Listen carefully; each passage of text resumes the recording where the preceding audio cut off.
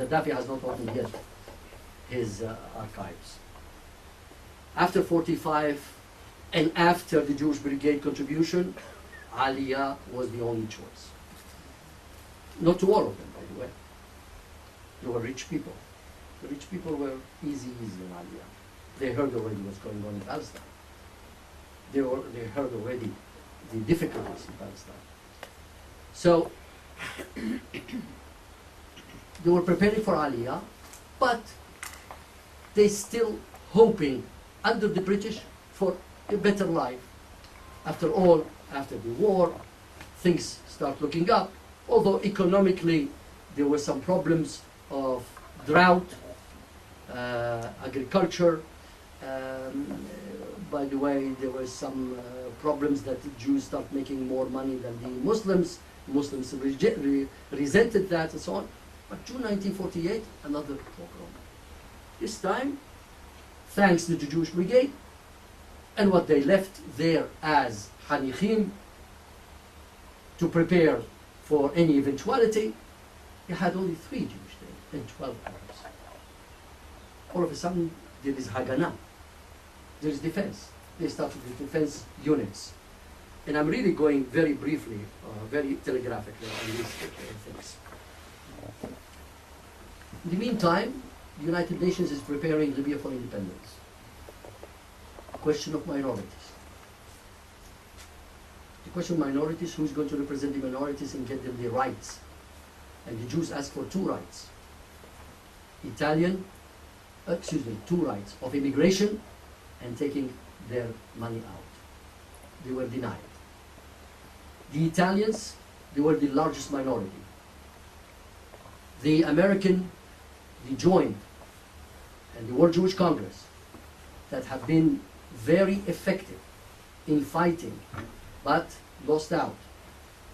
Because I found an article that shows that the United Nations was against, at that time, was against the defense of minorities, lest it would influence what we have today, multiculturalism, right? Would influence the majority culture of the Western countries. They did not like so much to put the minorities' rights up front at the United Nations. America supported that, by the way. Jewish organizations were called to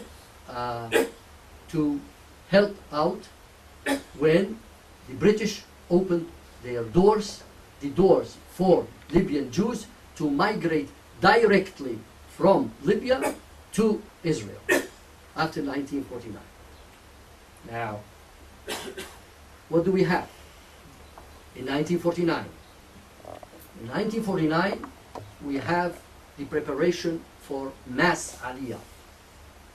Well, why is that? Ben-Gurion had the 1 million plan. He saw that the reservoir of the Shoah, the reservoir of Jews in Europe after the Shoah, was very small. He had to rely on other Jews. Not by choice, or maybe by choice. So he had this 1 million plan. And there were lots of debates. You just have to go to Sde Boker and look at the debates of those years between Kaplan, between Locker, between Waxberger, between Duvdevani, all the issues there. Debates about the number of olim, first of all. And also preferential treatment. First of all, children first. Healthy elders. Why children? Because it needs manpower, Israel. Healthy elders because they don't have the amenities to treat sick people. So the Joint, with its OZE, an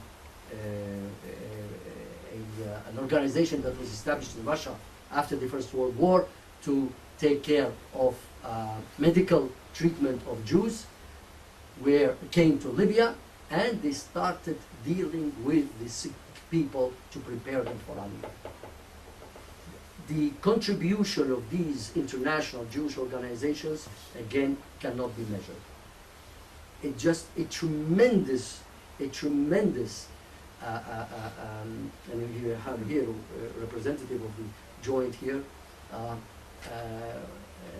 Dr. Kadosh, that the contribution of these people and her archives show that it's just something that the Jewish community of Libya could not have left according to the demands of the Israeli government.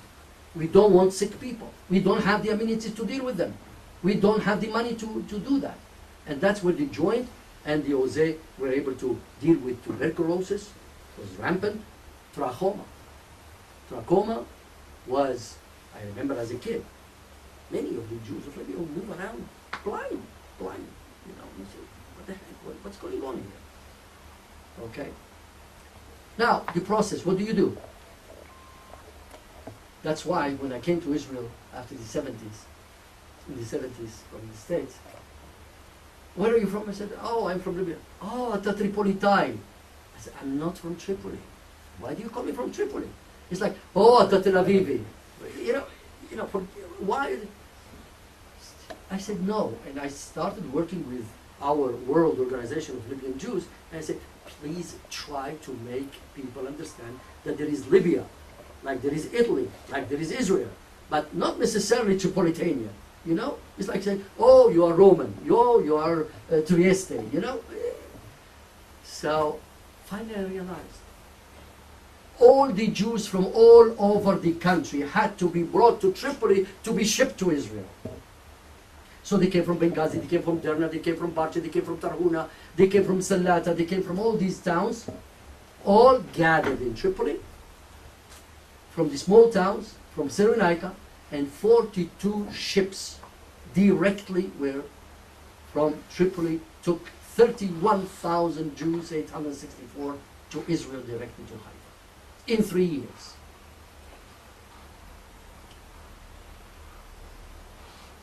How do we go back? Yeah. I'm finishing. No, because I promised you, unfortunately. You don't have to keep going.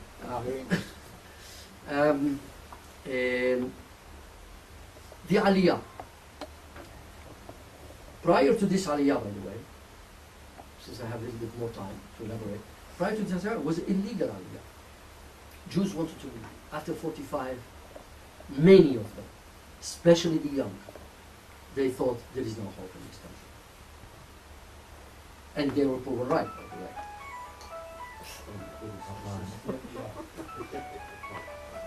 Sorry. All right. They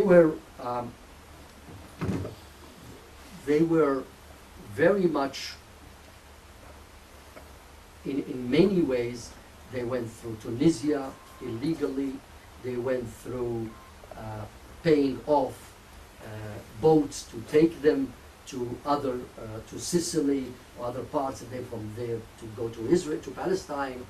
They went through Italy into Palestine, and they were between 1,500 and 1,700 that they made illegal immigration between in the early 40s to Palestine.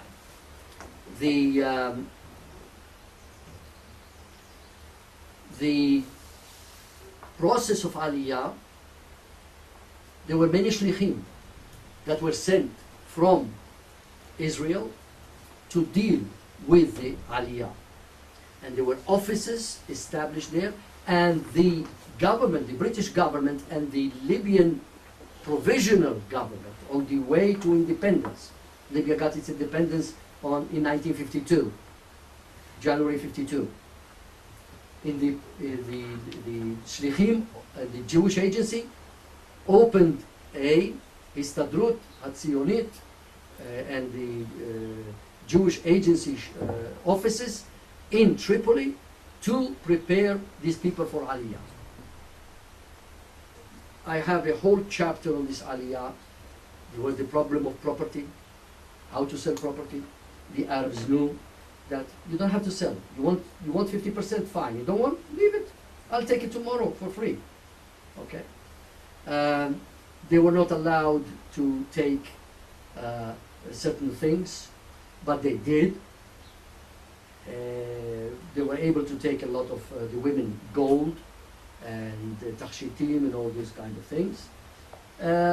But mostly the poor people from the Hara that they migrated. Mostly the people from the Hara. And what's left? From 36,000 Jews, about 5,000 Jews were left. Their klita. They came to the Ma'barot. We know what happened to the Ma'barot. It's difficult to find. By the way, I could not find the archive of the klita. Some told me it was destroyed by fire. Some said there was a flood. So I said, we are not on Yom Kippur, you know, by Eshu B'Mayim, you know, you make up your mind, you know.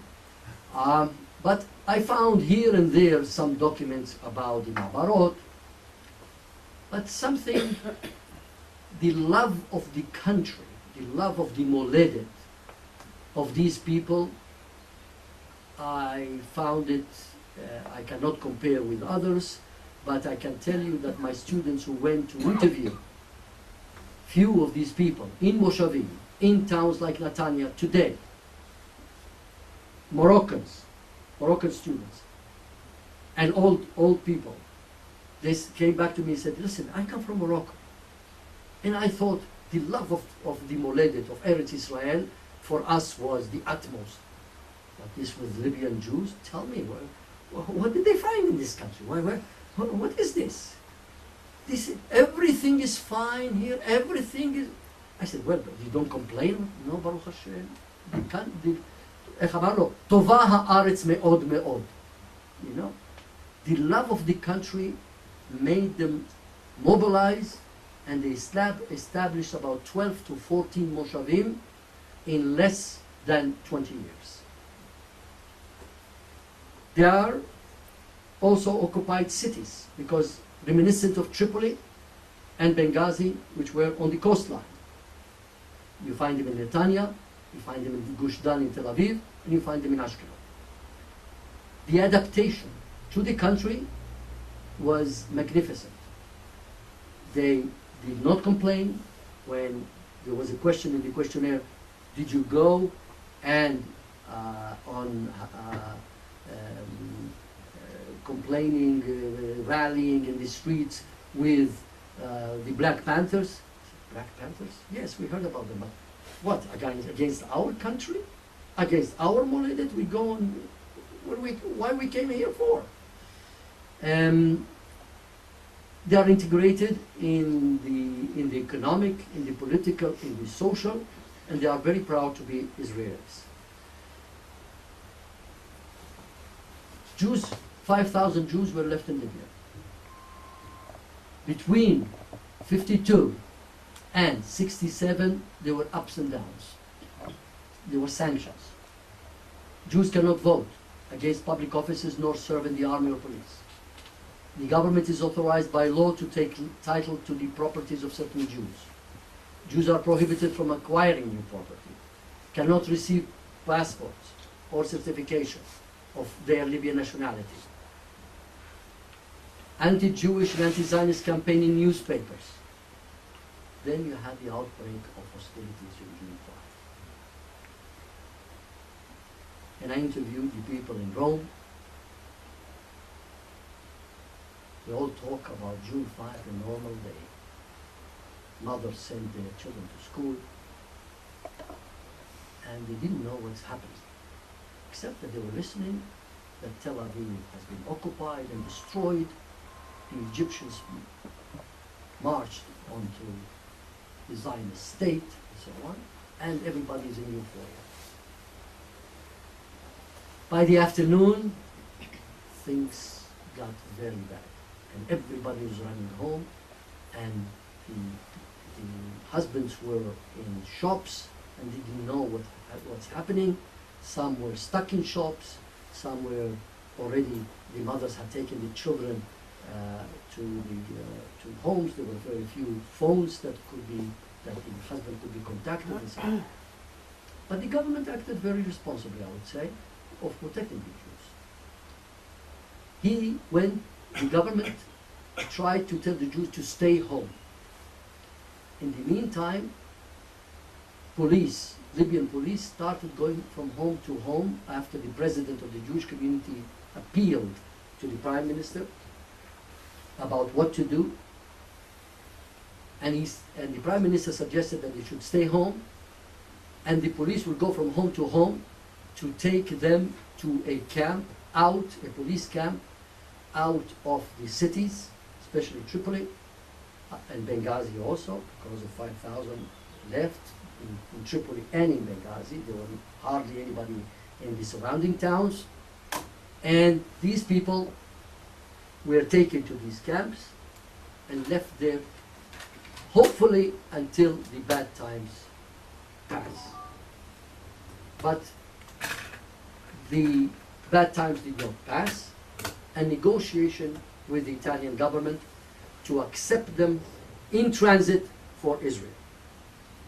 The Italian government was not that willing, but was not willing to accept them for fear that they might stay in Italy.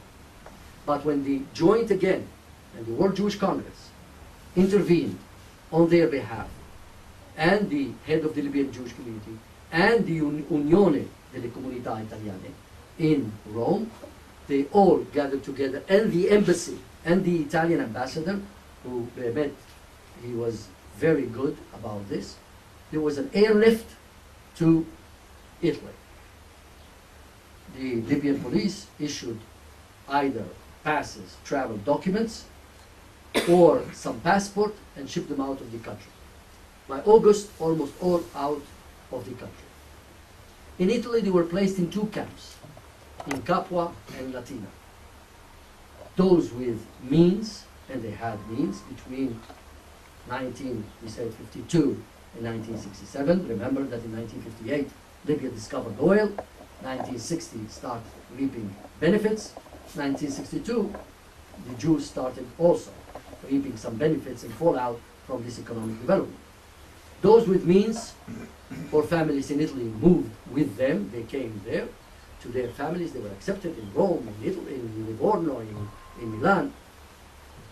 In the meantime, the Union of Italian Jewish Communities, the highest in the agency in Italy, start taking care of their initial settlement. In 6 months' time, half of them left for Israel, and 2,500 were stayed in Libya. In Italy. In Rome specifically. More so than in other places. 40 years later, we are celebrating, in fact, in this coming June, 40 years.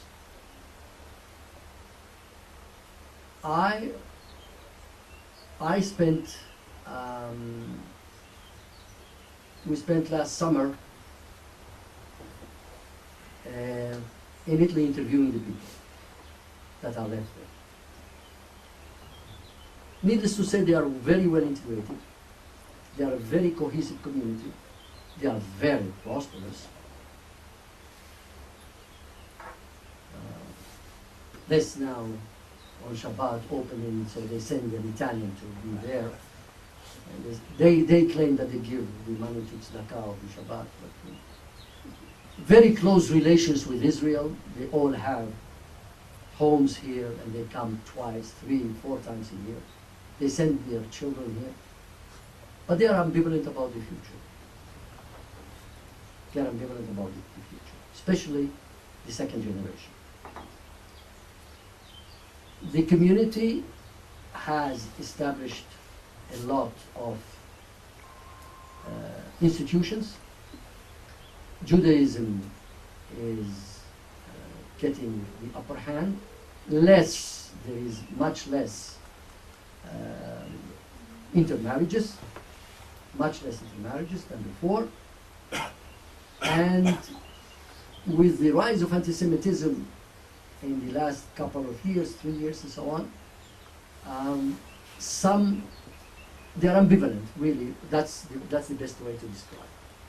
And I think I'll end up here because I talk more than necessary, but I'd like at the end just to project some of the pictures on the wall. I have here a disc with pictures. I don't know where I put it, or how can I use it. Yeah.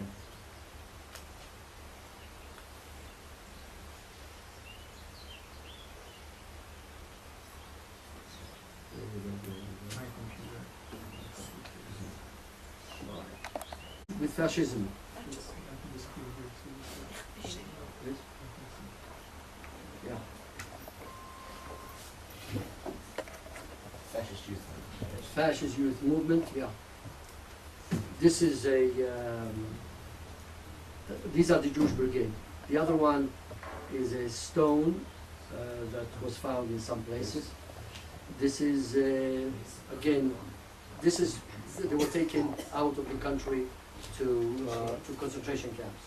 This is a rabbi of Benghazi. This is in the old attire.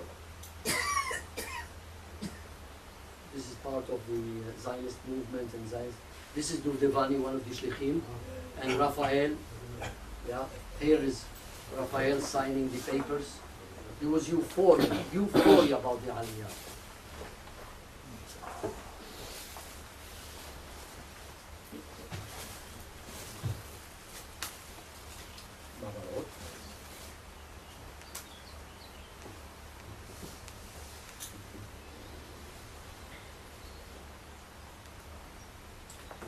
This is when they wanted to make the Aliyah.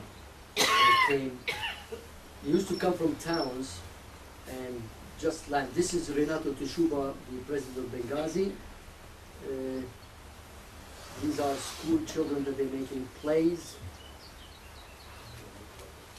This is also part of the Zionist club. This is with the brigade, the school. This is the destruction of one of the temples in Benghazi. This is an old synagogue that I've been told still is preserved by Gaddafi. This is the brigade teaching children. This is a Libyan Jewish family. This is the ships, I think this is Galila, okay? Yeah. These are the other ships that took these Jews to... this is Jado, where 2,600 were interned. This is the Maccabi Club. These are fictitious marriages between a brigade soldier and a local girl so that she would go to Israel. Some of these fictitious stuck, these marriages. This is the Hara, this is the ghetto in Tripoli. This is another synagogue. Another synagogue. This is the synagogue in Benghazi, now it turned into a Coptic church.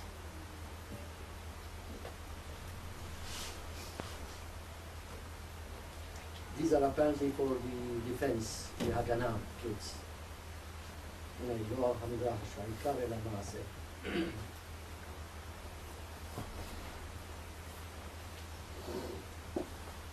Street in the Hara of Tripoli. Another family.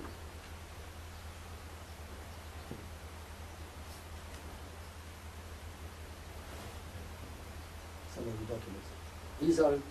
This is the euphoria for the Aliyah.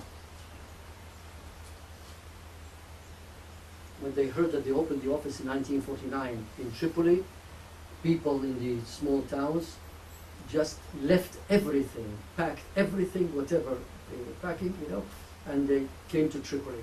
And the Aliyah, I said, wait, we planned on 500, only 500 people a month.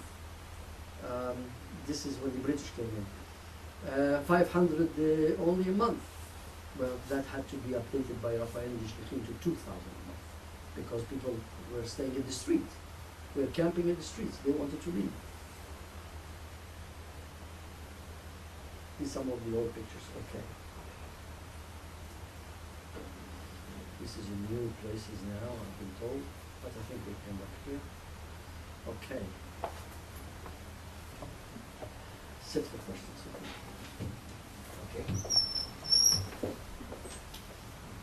Well, I'm sure all of you enjoyed this as much as I did, and let's open up for questions. This was a marvellous background. Yes, sir. Could you identify yourself? Okay. Joseph Akimian, I'm born Jews. I mentioned that because I'm familiar We'll with take 2 or 3 at a time. the life of the Jews in Muslim countries. What you say about the Jewish shops on Shabbat, it puzzles me because it was not always such an issue. Were they such an important economic factor that they had to open their shop? And the next question is, why would the British during World War II allow, a pogrom against the Libyan Jewish community to take place? Right. Further questions? You'll be next. Yeah. Wait. Maurice, regarding the name Roumani, I know that Jews who have a name of a place, like say a Jew that's called Franco, was not a French Jew. He had gone from his country to France, come back to his community, and they said, he's a Franco, or an Englander, or a whatever. So it may be that your family had been to Rome and come back to Libya. That's one theory. The other one is that the gypsies are called Roumani, I think, if I'm not mistaken. Rome. What? Rome. Huh? Yeah, Rome. Okay. Rome. Yeah. My question is, I heard a story once, which was very, very moving, about a chazan who had the most beautiful voice, and the king or the ruler had heard about him and summoned him. And when he heard him singing, he insisted that he convert to Islam. And what he did was he converted to Islam, then he went up to the top of the minaret and jumped off and shouted Shema Israel. I don't know if you could elaborate more on that story. It's a very moving story. Okay. Over here, please.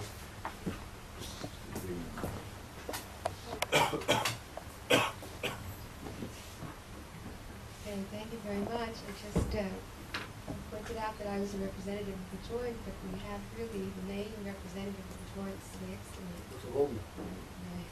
And Miss, I apologize. Dr. Goldman also, I know, dealt at some point with Libyan Jews. I just know her because I go to the archives, and she helps with the archives. Professor, would you like to answer? Yeah. Yeah. We'll take another round. It's interesting about the Iranian issue. It's true economic. The only thing is this: I didn't understand the economic factor when I spent 10 months in Iran before Khomeini, and as a Chazan, they asked me to read the Torah on Shabbat. So I read the Torah, and I was reading and so on, and they said, okay, make him Shibarach. I said, Shibarach, she mitnadev, he said, yeah, 50 riyal and so on. I said, yeah, 50 riyals. I said, okay, here it is. Here's 50. I said, Shabbat, what do you mean? He said, cash on delivery. You made Mishberach, you take the money. You know?